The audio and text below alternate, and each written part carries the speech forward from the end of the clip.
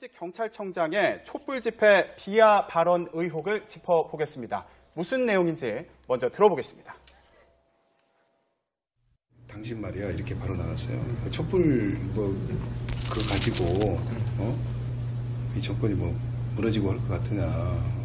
벌써부터 이렇게 무슨 거기에 동조해서 말이야 이렇게 하냐. 내가 있는 한은 그렇게 안 된다.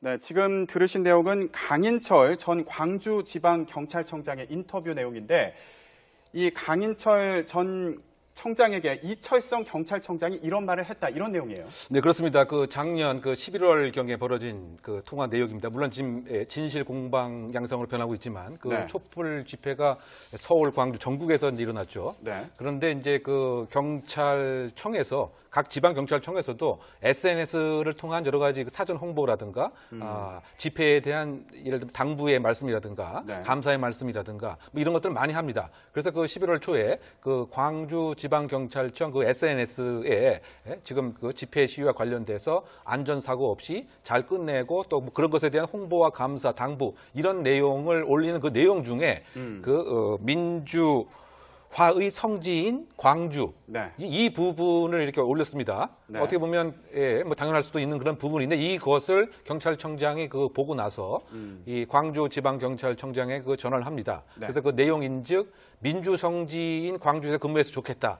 상당히 비아냥거리는 튀었다라고 얘기가 있는 거죠. 네. 그러니까 이 내용 자체를 삭제를 하라라고 하는 지시를 했다라고 하는 것이 지금 이제 강인철 그 당시 광주지방경찰청의 전원입니다. 네. 그래서 이것을 그 다음날 소위 참모회의에 붙여서 그 내용을 삭제를 했다. 이제 이렇게 지금 진실 공방이 지금 오가고 있는 것이죠. 네. 지금 물론 이제 이철성 경찰청장은 그와 같은 통화를 한 적이 없다라고 이제 현재 부인을 하고 있는 상황인데 네. 그러다 보니까 이제 과연 무엇이 사실이냐?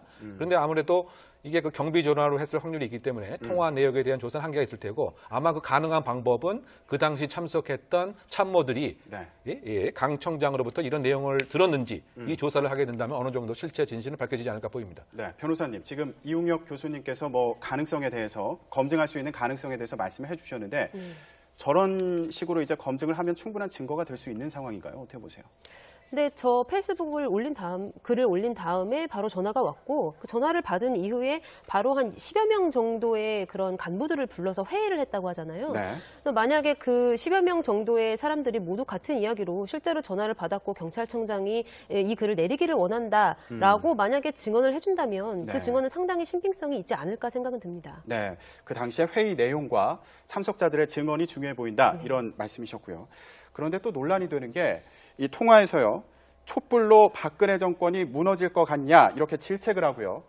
내가 있는 한은 안 된다 이렇게 이철성 경찰청장이 얘기를 했다는 증언이 또 나온 겁니다. 네. 굉장히 확신에 찬 표현으로 보이는데 이게 만약에 사실이라면 이런 심리는 어떻게 봐야 되나요?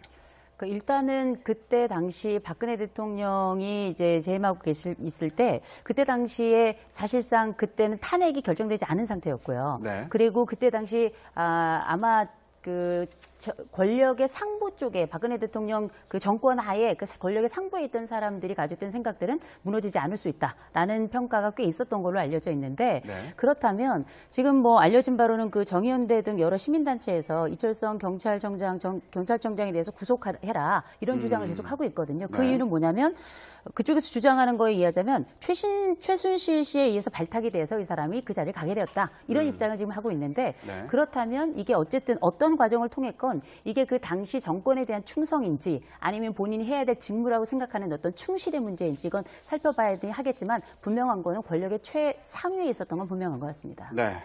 자, 그런데요. 강인철 전 광주지방경찰청장이 SNS에 올린 글을 삭제하라는 지시를 받은 이후에 보복성 조치를 당했다 이렇게 또 주장을 하고 있습니다. 들어보겠습니다. 혐의가 있어서 하는 게 아니라 혐의를 찾는 더 감찰조사에서 굉장히 힘들 거니까 미리 와서 옷을 벗으라는 뉘앙스의 이제 그런 통보가 한 2번 있었어요. 50년, 60년 내가 간첩받는다는 생각, 그게 실감이 되더라고요, 실감이. 신상털기식 감찰이 있었다. 2번이나 보직이 변경됐다. 어떻게 보십니까? 그러니까 지금 그 SNS 삭제 지시에 그친 것이 아니고 나를 표적으로 해서 그것을 하나의 이유로 해서 보복적인 감찰을 했다. 그 이유인즉 현재 그 중앙경찰학교에서 네. 일부 돈을 유용한 것으로 그 틈을 잡았다. 바꿔 얘기하면 이불을 이제 사는 것을 한 200만 원 썼고 또 관사에서 물품을 썼는데 이것은 유용한 것이 아니냐. 네. 이 혐의로서 감찰을 내려보냈던 거죠. 그런데 감찰의 그 기간 자체가 하루 이틀도 아니고 네. 5주간이나 그 집중되었다고 하는 것은 네. 이것은 보복성이다 이렇게 주장을 하고 있는 것이고요. 네. 더군다나 그 강압적이라고 하는 그 얘기는 강인철 현 그 중학교 교장의 그 부속실장의 핸드폰을 절차에 반해서 인격적 모욕을 하는 이런 과정에서 강압적으로 압수를 한 다음에 이것을 강제적으로 디지털 포렌식을 했다. 이게 뭐냐면 그 통화 내역이 누구이고 어떠한 내용을 했는가. 그래서 그 광주지방경찰청 당시 시절에 도우미로 일했던 사람에게 예를 들면 여러 가지 이제 그 돈과 관련된 질문을 계속 하다 보니까 이 도우미가 자신한테 전화를 해서 상당 부분 충격을 받았다. 그래서 어쨌든 부속실장 자체도 인격적 모멸을 당해서 현재 충북의 한 그 정신요양소에서 진료 서비스를 받고 있다. 그러니까 네. 유역을 하게 되면은 그 당시에 삭제로 끝난 것이 아니고 지속적인 보복 감찰 그리고 신상통기식 감찰. 네. 이것은 정말 비인격적이었다. 이와 같은 주장을 하고 있는 것이죠. 네. 아직은 주장이고 의혹인 상황인데 변호사님 보실 때 만약에 이게 검증 과정이 거쳐서요. 만약에 사실로 드러난다. 그렇게 된다면 법적으로는 뭐 처벌할 수 있는 방법이 있는 건가요? 아무리 부속실장이고 경찰 내부의 감찰이라고 하더라도 타인의 핸드폰을 그냥 가져갈 수는 없죠. 네. 당연히 영장을 발부받아서 가져가야 되는 것이 형사소송법의 기본입니다. 그런데 경찰 내부에서조차 이런 법률이 제대로 지켜지지 않는다는 것 자체가 정말 믿을 수 없는 현실이라고 생각을 하고 만약에 네. 이것이 진실이라면 말이죠. 네. 그리고 또 그 핸드폰 내에 있는 정보를 무단으로 이제 열어보았다. 이 부분은 정보통신망법 위반도 같이 됩니다. 네. 그러니까 과연 이런 상황에서 저는 만약에 이게 진실이라면 정말 검경 수사권 조정에서 경찰에게 수사권을 믿고 맡길 수 있는지 좀 약간 의문이 드는 그런 대목이라고 할 수 있겠습니다. 네. 이 교수님. 네, 그 부분과 관련돼서 어쨌든 간에 그 절차적 동의는 구한 것 같습니다. 동의서에 그 사인을 한 것 같아요. 네. 그런데 지금 부서실장 얘기는 그 동의가 정말 진심 어린 동의가 아니었고 어쩔 수 없는 이와 같은 형태였다. 그리고 그 과정에서 상당히 그 비인격적인 그와 같은 대우가 있었다고 하는 거죠. 그러다 보니까 현재 그 나름대로 그 이것에 불만을 품고 네.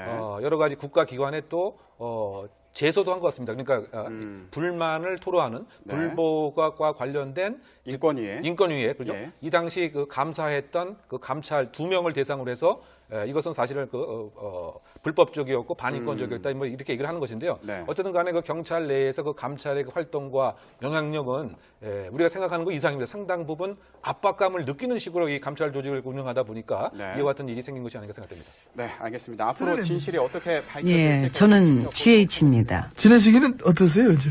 뭐 긍정적인 생각으로 잘 이겨내고 있습니다. 하루하루가 힘든 분들도 많은데 나는 그래도 나라에서 먹여주고 또 재워주고 무상으로. 그러니까 나라덕 참 많이 보십니다. 그런가요? 그렇잖아요. 어렸을 때부터 뭐 나라덕 지금까지 쭉 이어서 쭉. 생각해보면 참 내가 인복은 없는데 나라 복은 있어. 부럽다. 부러우면 나라 덕 좀 보실래요? 아니요. 볼 때 됐는데. 지났지. 5년 임기 때 나 덕 많이 봤는데 이미 많이 봤어 나는. 아니 지금 보시라고. 지금도 보고 있습니다. 경호도 해주고 연금도 주고 나 아니 계속 그런 거 말고. 저기 나 안 본다고 그렇게 그런 거 하는 거는. 하긴 바쁘시긴 하겠다. 그럼 내가 얼마나 바쁜데 내가. 한두 개가 아니죠. 뭐가? 이 심판대에 서야 될 일이. 사자방비리 플러스. 저는 모르는 일입니다. 캐비넷 문건에서 나온 거. 아무것도 모를 만큼 저는 막 무능했습니다. 세훈 씨 녹취록도 이미 떴고. 나는 무능한 윗선이고 모든 것은 다 아래 것들 탓입니다. 게다가 이번에 댓글 부대까지. 정치보복입니다. BBK 수사도 다시 해야죠. 아니죠. 경준 씨는 SNS로 계속 폭로하죠. 그건 그 사람만의 주장이고. 누구 주장이 맞는지 따져보면 되잖아요. 지금 우리가 그런 거나 따지고 있을 때입니까? 예, 그럴 때입니다. 우리는 지금 과거보다는 미래로 나아가야 할 때인 것입니다. 과거의 잘못을 따져봐야 미래로 나가지. 그냥 나가면 되지. 그냥 나가보자. 안 된대. 아이씨. 나 여기 들어앉아 있는 거 보면 몰라요. 그게 뭔데 할 바 아닌지. 이리 와요, 옆으로. 싫어요. 함께 갑시다. 어디 함께 가? 가게가 어디 함께 가? 가야지요. 안으로. 들어갈 시간인데 우리 꽁트. 꽁트 하나 안으로. 그래 들어가. 하루 이틀 해보는 것도 아니면서 뭘 그렇게. 아니 뭐 꽁트 좀 들어가야지 이쯤 되면 그지 맞아. 예, 그러니까. 들어갑시다. 예. 들어갑시다. 근데 참 그 얘기는 웃기더라. 그 자동차 회사 사장 하실 때 얘기 그 경준 씨한테 해줬다면서요. 그 얘기. 예. 네 회사 어려울 때 내가 울었던 거. 울어서 눈물인 줄 알고 닦아봤더니 피였다며요. 피눈물 실제로. 무슨 실제로야 그게. 얘 또 안 믿네. 왜 저 피눈물에다가 기왕이면 머리에 가시 면류관도 썼다 그러시지. 그렇게 하면 너무 개그 같잖아. 이미 개그 같아요. 그 피눈물 얘기는 이미 직원들 앞에 내가 전부 다 했던 공식적인 얘기야. 역시 피가 남다르셔. 개그피. 그러니까 뻥도 참 알차시고. 믿어줬던 직원 여러분들께 이 시간을 빌려 다시 한번 진심으로 막 감사의 말씀을 전합니다. 예, 잘 받고요. 에이. 어떻게 요즘 아드님은 잘 지내시고요? 들어가자면 이게 말이 많아. 들어가요. 이게 이 코스가 이렇게 길어? 약 중에 제일 좋은 약이 뭔지 아세요? 절약. 오, 아시네. 시간 절약. 말도 좀 절약해. 빨리 와 그니까. 문이나 열어요. 힘들다 말이야. 내가 진짜 늙어 내가. 문 열어 문.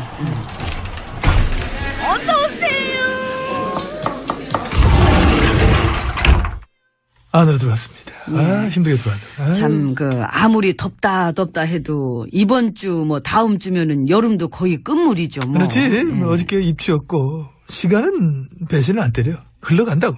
흘러간 지난 시간들 요즘 많이 반추해 보시겠네요. 저요? 뭐가 제일 마음에 걸려요? 그 댓글 부대? 댓글. 4대강, 자원외교, 방산비리 많잖아요. 그중에서 제일 많이 신경 쓰이는 거. 나 참. 뭐예요? 물어볼 걸 물어봐요. 제일 많이 신경 쓰는 게 어딨어. 왜요? 다 쓰여. 전부 다. 그래서 땀나? 흥건히 젖었어. 흥건하시구나. 닦아보니까 피야. 참 가지가지 하신다. 피, 아이고. 땀, 눈물 멋지잖아. 역시 지난날의 발자취를 돌이켜보면 5라운드 플레이셨어.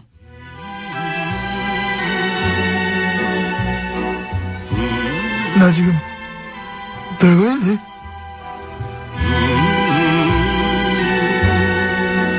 어때? MB님 안 멋있어요. 반했구나. 뭐 그런 거 하지 마요. 그런 거 아니야. 그러는 거 아니야. 그럼 누가 멋있어 누가? 송중기. 그런 거 하지 마. 그러는 거 아니야 그거는. 에휴. 잊어 좀 드라마도 좀 끊고. 다 흘러간 추억이지 뭐. 흘러간 추억들을 되짚어보는 시간. MB의 뮤직 하이웨이. 웬 뮤직. 그래? 그럼 댓글 하이웨이. 댓글 하이웨이 시간에 MB입니다. 오늘도 좋은 댓글들만 많이 보내주셨는데 일단 민간인 부대 요원들로부터 3,500건 오늘도 할당량을 채워주셔서 감사드리고 여러분 막 고생 많으셨습니다. 그 3,500명 걔네들도 그 이쯤 되면은 커밍아웃 할 때 됐는데 그 한 명도 안 하네. 알바질 했다고 고백 좀 하지. 무슨 의미가 있어 이제 와서 고백하는 게. 하긴 지들이 안 하면 뭐 밝혀주면 되지 뭐. IP 조사해갖고. 이제는 우리가 헤어져야 할 시간. 뭘 해. 따따따따따따. 뭘 따따거려. 뭐 댓글 부대 정예 요원들 뭐 기억에 남는 분들 참 많이 있습니다만은 특히 목도리 칭칭 동여 메고 다니던 그 셀프 감금녀. 그 목도리 덕에 턱에 땀띠 안 났을까? 땀띠에 닦아봤더니 피가 아니었을까? 항상 걱정이 많았습니다. 응? 하양이 이제 얼굴 까고 넌 본의 아니게 역사의 인물이 됐어. 자손만대 길이 자랑스러워해라. 그하고 우리 좌익 교수님 댓글 욕설에 새로운 지평을 열어주신 점 그 공로를 체하면서 이 상장을 맞수해야 합니다. 그 공로를 인정받아서 그분 잘렸습니다. 한 사람만 잘라서 안 될 것 같고 앞으로 많이들 있을 겁니다. 한 명 한 명 그 고귀한 이름 다 불러드리지 못해 미안합니다만은 언젠가 우리 한 자리에 모여 멋지게 댓글 파티 한번 열어 제껴보는 꿈 가져보게 됩니다. 잘 살아라 이것들아. 너희의 댓글은 나에겐 희망이었다. 그래 참 고마웠다 얘들아. 나를 본받아서 열심히 살길 바란다. 수고 많으셨습니다. 이상 MB GH였습니다. 감사합니다. 현직 경찰청장의 촛불 집회 비하 발언 의혹을 짚어보겠습니다. 무슨 내용인지 먼저 들어보겠습니다. 당신 말이야 이렇게 바로 나갔어요. 촛불 그거 가지고 이 정권이 무너지고 할 것 같으냐. 벌써부터 이렇게 무슨 거기에 동조해서 말이야 이렇게 하냐. 내가 있는 한은 그렇게 안 된다. 네, 지금 들으신 내용은 강인철 전 광주지방 때문에 통화 내역에 대한 조사는 한계가 있을 테고 아마 그 가능한 방법은 그 당시 참석했던 참모들이 네. 강 청장으로부터 이런 내용을 들었는지 이 조사를 하게 된다면 어느 정도 실체 진실은 밝혀지지 않을까 보입니다. 네, 변호사님 지금 이웅혁 교수님께서 뭐 가능성에 대해서 검증할 수 있는 가능성에 대해서 말씀을 해주셨는데 저런 식으로 이제 검증을 하면 충분한 증거가 될 수 있는 상황인가요? 어떻게 보세요?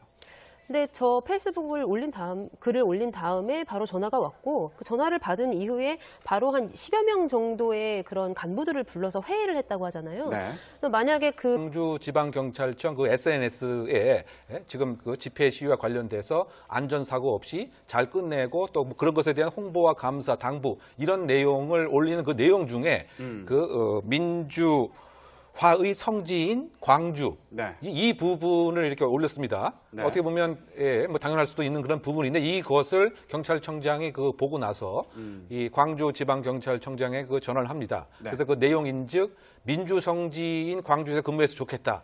상당히 그 비아냥거리는 그 튀었다라고 얘기가 있는 거죠. 네. 그러니까 이 내용 자체를 삭제를 하라라고 하는 지시를 했다라고 하는 것이 지금 이제 그 강인철 그 당시 광주지방경찰청의 그 전원입니다. 네. 그래서 이것을 그 다음날 소위 그 참모회의에 그 붙여서 그 내용을 삭제를 했다. 이제 이렇게 지금 진실 공방이 지금 오가고 있는 것이죠. 네. 지금 물론 이제 이철성 경찰청장은 그와 같은 통화를 한 적이 없다라고 이제 현재 그 부인을 하고 있는 그 상황인데 네. 그러다 보니까 이제 그 과연 무엇이 사실이냐? 그런데 아무래도 이게 그 경비 전화로 했을 확률이 있기 경찰청장의 인터뷰 내용인데 이 강인철 전 청장에게 이철성 경찰청장이 이런 말을 했다 이런 내용이에요. 네, 그렇습니다. 그 작년 그 11월 경에 벌어진 그 통화 내역입니다. 물론 지금 진실 공방 양상으로 변하고 있지만 그 네. 촛불 집회가 서울, 광주, 전국에서 이제 일어났죠. 네. 그런데 이제 그 경찰청에서 각 지방 경찰청에서도 SNS를 통한 여러 가지 그 사전 홍보라든가 집회에 대한 예를 들면 당부의 말씀이라든가 네. 감사의 말씀이라든가 뭐 이런 것들을 많이 합니다. 그래서 그 11월 초에 그